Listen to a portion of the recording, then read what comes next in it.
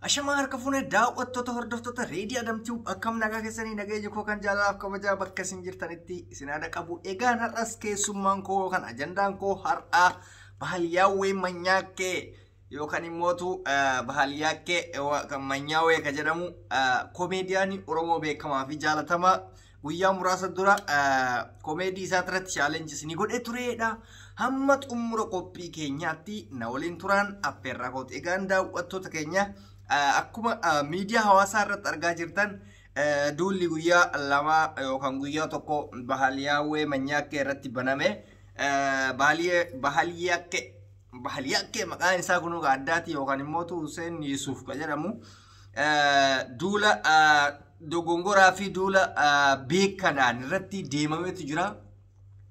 So kanarraa haasa'uu barbaannaa. Bahaliyyaawween nama Oromoodhaaf galata guddaa yookaan immoo nama Oromoodhaaf waan oolmaa gaarii oole jedheen abdadha. Maaliif namni kuni afaan Oromoo biyya abbaa keenyaa keessatti Finfinnee keessatti Oromiyaa keessatti caccabee bifa diraamatii fi fiilmitiin akka qulqullina hin qabneen yookaan immoo dadhabina guddaa argisiise. Garuu inni dhuunfaa ofiitiin biyya baqaa keessa taa'ee Keeniyaa keessa taa'ee afaan Oromoo aartii Oromoo haala gaariin guddisuudha jechuudha. Diraamaa hojjechuun maaliif namoota Keeniyaanota hojjetaa namoota baay'ee wajjin hojjetee jechuudha.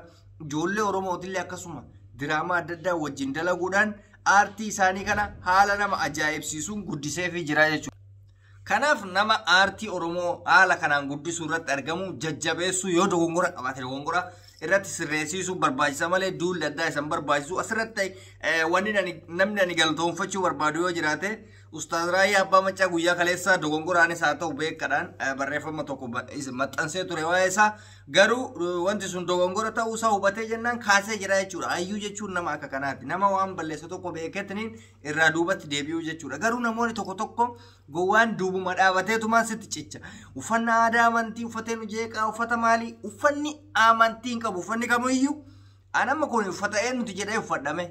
Waan qaama koo oysuuf qofa uffadhaa. Garuu haa ta'utii akka amantiitti ittiin fayyadama. Sirriidha ittiin fayyadama. Itti fayyadama malee amantii bakka hin bu'u jechuudha. Uffanni hanga barbaade. Maaliif diraamaa Itoophiyaa keessatti ilaalaa fiilmii Itoophiyaa keessatti sheekii taatee hojjettaa amantiin kee kabiraati. Qeesii taatee hojjettaa amantiin kee kabiraati. Maaliif fakkaatanii hojjechuun rakkina qabu. Karaaktara jechuudhaati. Nama karaakti godhu yookaan immoo nama daayirekti godhu argite nama akkasiitti irratti dhiibbaa gochuu osoo hin taane osuma ta'eeyyuu osuma amantii ta'eeyyuu duula osoo hin taane nama akkanaa kanarratti kan barbaachisu kabajatu mala obboleessa kenna wanni kun waan kenna tuqaamu haala akkana jedhanii dubbatan. Kanaafuu garuu walumaa galatti wanni amantaa tuqus hin jiru wanni nama dhuunfaa tuqus hin jiru. Dagaagina aartii Oromoo keessatti hojii boonsaa hojii cimaa hojjechaa jira. Haamilee gaarii turuu qabna jechuudha. Inni sanumaayyuu maal fakkaatee hojjete jedhan amma wanni walii galuu qabnu tokko inni fakkeenyi inni fakkaatee hojjete fakkeenya sheekaa osoo hin taane sheekumaan fakkaata sulan istaayiliin isaa. Nama guddoo maanguddoo baadiyyaa argitanii namni guddaa nama biyya keenyatti beekamaadha. Amaamaa akkanasumarra kaatee koofiyaasitti kaatee marxoon aadaa Somaaleeti aadaa warra Booranaati rakkina hin qabu.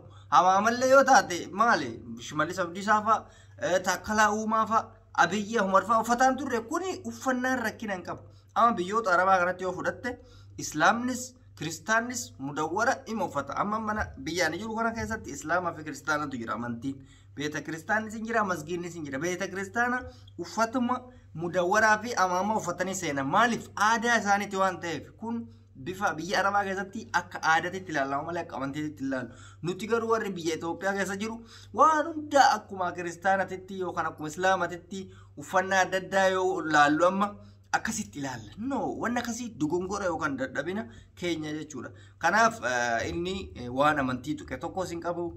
Dammoo amantirraa waan badaa dubbatee hin qabu. Diraamaa amantirratti hojjete hin qabu. Diraamaan inni hojjetu waa'ee kolfaati faniidha. Bakka waan nama bohaarsu waan yaada nama aartii Oromoo dagaagsu akkasuma warra aartistootatti nama waan haamilee horu. So namni diraamaa isaa sallaaleetiin itti kolfee itti bohaara jedha malee ani keessa gaggalee ittiin talan jedhu.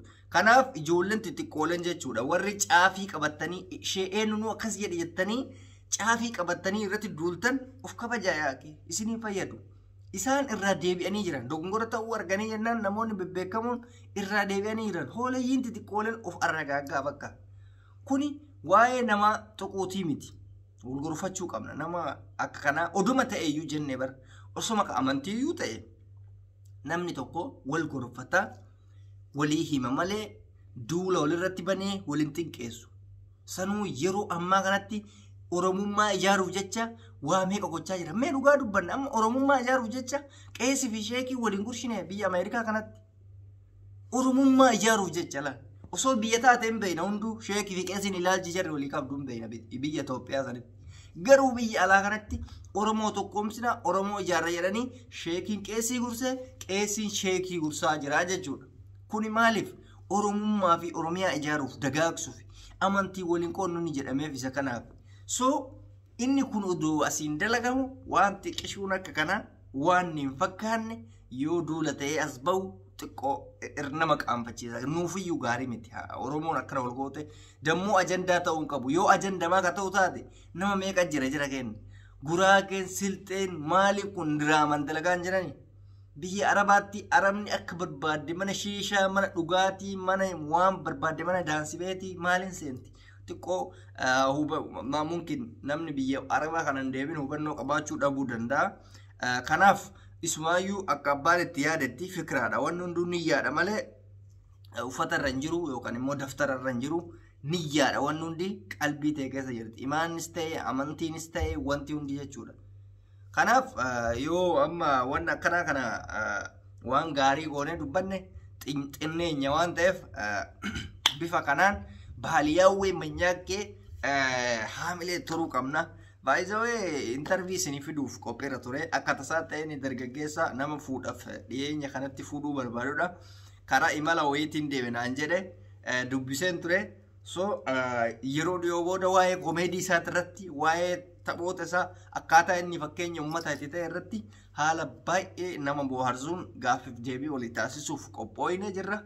Isin immootu gaafiif deebii ani isaaf godhu irratti gaafii isa gaafadhu yoo barbaadan komentii jalatti kennadhaa isiniin jedha. Egaan duulli kun akka salphatti dhaabatu abdiin qaba maaliif kuni waan fakkaatu miti yoo akkanumatti ajandaa wal jijjiiruu ajandaa wayii jijjiiruudhaaf ka uumamu taate malee namni beektaa Oromoon keenya rakkoon isaanii beektanii gaafa ajandaa wayii jijjiiruu barbaadan nama uummanni jaalatu akkana tuqanii ilaalanii beekte.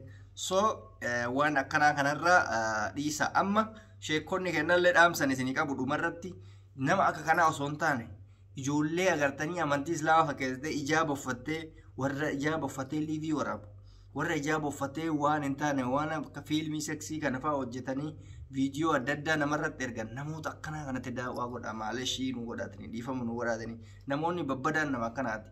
Kun dhaamsa reedii adamtuubii egaan daawwattoota keenya yoo waan bal'isini qabaanne nu of golchaa isiniin jenna. Hamma xumura qophii keenyatti ettanii nu hordofuu keessaniif galatooma. Reedii adamtuubii namoonni chaanaalii keenya faariyaa taatan sabiskiraayib gochuudhaan maatii akka nu taatan kabajaaf jaalalaan isin gaafannaa fayyaa nu ta'a.